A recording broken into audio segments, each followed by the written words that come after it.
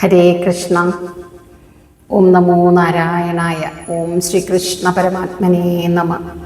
ഇന്ന് നാരായണീയം 35-ാം ദശകത്തിലെ 9-ാമത്തെ ശ്ലോകം നോക്കാം.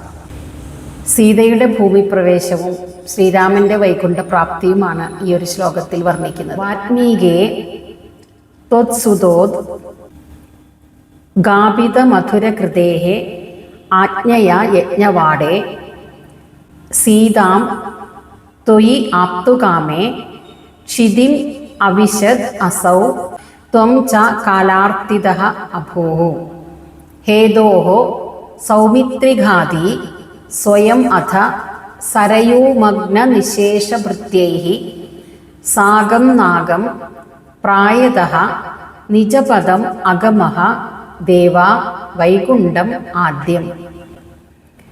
വാത്മീകേ സ്ത്വത്സുതോദ് ഗാപിത മധുരകൃതേരാജ്ഞയാ യജ്ഞവാടേ സീതാം ത്വയ്യാപ്തുകാമേ ക്ഷിതിമവിശദസൗ ത്വം ച കാലാർത്തിതോഭൂ ഹേതോ സൗമിത്രിഘാതി സ്വയമത സരയൂമഗ്ന നിശേഷഭൃത്യൈ സാഗം നാഗം പ്രയാതോ നിജപദമകോ ദേവ വൈകുണ്ഠമാദ്യം. യജ്ഞവാടേ യാഗശാലയിൽ വെച്ച് ത്വത്സുതോദ് ഗാപിത മധുരകൃതേ, അല്ലയോ ഭഗവാനെ, അവിടുത്തെ പുത്രന്മാരായ ലവകുശന്മാരെ കൊണ്ട് രാമായണം എന്ന തൻ്റെ കാവ്യം വളരെ മധുരമായി ഗാനം ചെയ്യിച്ച വാത്മീകേഹേ, വാത്മീകി മഹർഷിയുടെ ആജ്ഞയ നിയോഗമനുസരിച്ച് ത്വയി സീതാം ആപ്തുകാമേ, ഭഗവാനെ അവിടുന്ന് സീതയെ സ്വീകരിക്കാൻ ആഗ്രഹിച്ചപ്പോൾ അസൗ, ആ സീതാദേവി ക്ഷിതിം അവിശദ്, ഭൂമിക്കുള്ളിൽ പ്രവേശിച്ചു. ത്വം ച കാലാർത്തിതഃ അഭൂഃ, നിന്തിരുവടിയെയും കാലദേവൻ വന്ന് സ്വർഗാരോഹണത്തിനുള്ള സമയമായി എന്ന് അറിയിച്ചു. അഥ ദേവ, അനന്തരം ഭഗവാനെ അവിടുന്ന് ഹേതോഹോ സൗമിത്രിഘാതി, കാരണവശാൽ ലക്ഷ്മണവധവും നടത്തി. ഇവിടെ ശ്രീരാമൻ ലക്ഷ്മണനെ വധിക്കുന്നില്ല, എന്നാൽ അതിന് തുല്യമായ ലക്ഷ്മണ പരിത്യാഗമാണ് ചെയ്യുന്നത്. സ്വയം സരയൂമഗ്ന നിശേഷഭൃത്യൈഹി സാഗം, അതിനുശേഷം ഭഗവാൻ സകല ഭൃത്യജനങ്ങളോടും കൂടി സരയൂ നദിയിൽ മുങ്ങി നാഗം പ്രയാതഃ, സ്വർഗാരോഹണം ചെയ്തു. ആദ്യം നിജപദം വൈകുണ്ഠം അഗമഃ, ആദ്യത്തെ സ്വന്തം സ്ഥാനമായ വൈകുണ്ഠലോകത്തെ പ്രാപിച്ചു. വാത്മീകി മഹർഷി ശ്രീരാമനെ പുകഴ്ത്തിപ്പാടിക്കൊണ്ട് രാമായണ കാവ്യം രചിച്ചിരുന്നു. അത് തൻ്റെ ശിഷ്യന്മാരായ കുശലവന്മാരെ പഠിപ്പിക്കുകയും ചെയ്തിരുന്നു. അങ്ങനെ വാത്മീകി മഹർഷി ലവകുശന്മാരെയും കൊണ്ട് ശ്രീരാമൻ അശ്വമേധയാഗം ചെയ്യുന്ന സ്ഥലത്തേക്ക് എത്തുകയാണ്. അവിടെ ലവകുശന്മാർ രാമായണ കഥ അങ്ങനെ വളരെ മനോഹരമായിട്ടങ്ങനെ ആലപിക്കുകയാണ്. അത് കേട്ടപ്പോൾ തന്നെ ശ്രീരാമന് മനസ്സിലായി ഇവർ തൻ്റെ പുത്രന്മാരാണ്. അങ്ങനെ സീതയെക്കുറിച്ച് കേട്ടപ്പോൾ ശ്രീരാമൻ സീതയെ സ്വീകരിക്കാൻ ആഗ്രഹിച്ചു. എന്നാൽ സീത താൻ പവിത്രയാണെങ്കിൽ അമ്മേ എന്നെ സ്വീകരിക്കൂ എന്ന് ഭൂമിദേവിയോട് പ്രാർത്ഥിച്ച് ഭൂഗർഭത്തിലേക്ക് പ്രവേശിക്കുകയാണ് ചെയ്തത്.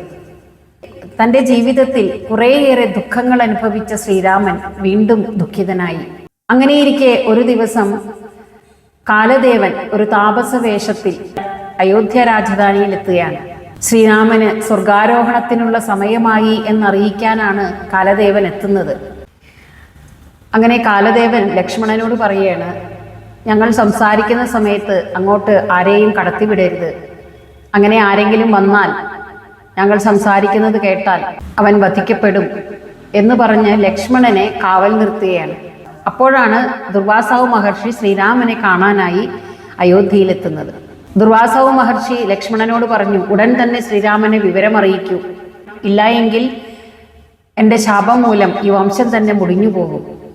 അപ്പോൾ ലക്ഷ്മണൻ ഈ വംശം മുടിഞ്ഞു പോകുന്നതിലും താൻ ഒരാൾ മാത്രം ഇല്ലാതാകുന്നതല്ലേ നല്ലത് എന്ന് കരുതി ശ്രീരാമനെ കാണാൻ ചെല്ലുന്നു.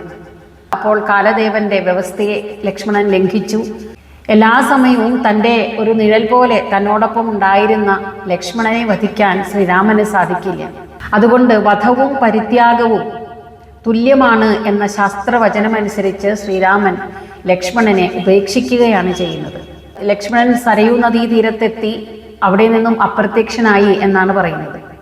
ഒടുവിൽ ശ്രീരാമൻ എല്ലാ ഭൃത്യജനങ്ങളോടും കൂടി സരയൂ നദിയിൽ മുങ്ങി സ്വർഗാരോഹണം ചെയ്ത് വൈകുണ്ഠലോകം പ്രാപിക്കുകയും ചെയ്യുന്നു.